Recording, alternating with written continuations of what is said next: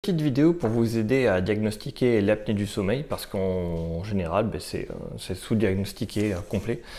Les gens ignorent beaucoup qu'ils ont ce problème là. Bon, je vais essayer de voir, je sais pas si vous voyez, j'ai l'échelle Update-Schwartz modifiée.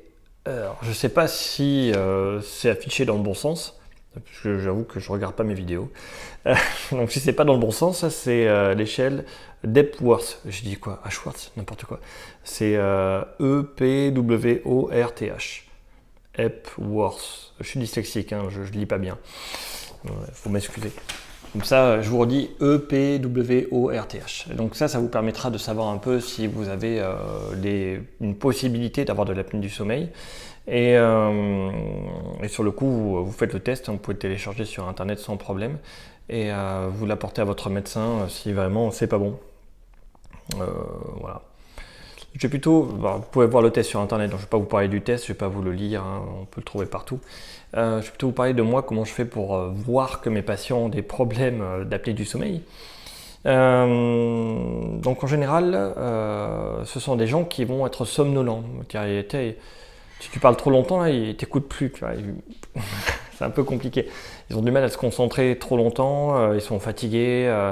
Souvent, ils ont leur regard un peu hagard, un peu absent. Et c'est normal parce qu'ils sont épuisés. Parce que l'apnée du sommeil, il y a deux types, il y a l'apnée et les hypopnées. Donc l'apnée, c'est j'arrête de respirer. Et après, je cherche mon souffle, quoi. Je me réveille la nuit, je fais j'ai fait un cauchemar, je cherche mon souffle, j'arrête pas de faire des cauchemars. Et à chaque fois je me réveille et j'ai l'impression d'être essoufflé. Oui, c'est peut-être de l'apnée du sommeil.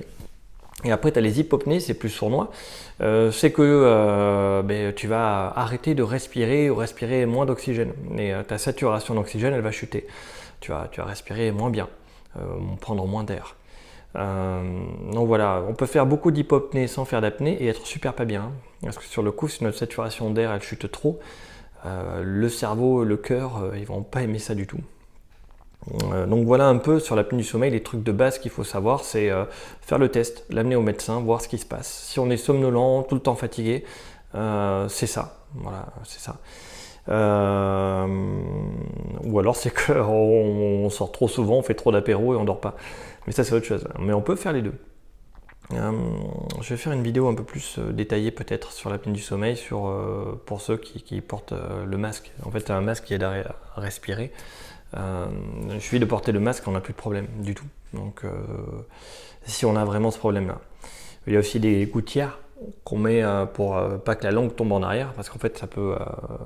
Je vais en parler dans une autre vidéo parce que ça va être long. Faites le test si vous avez une question là-dessus.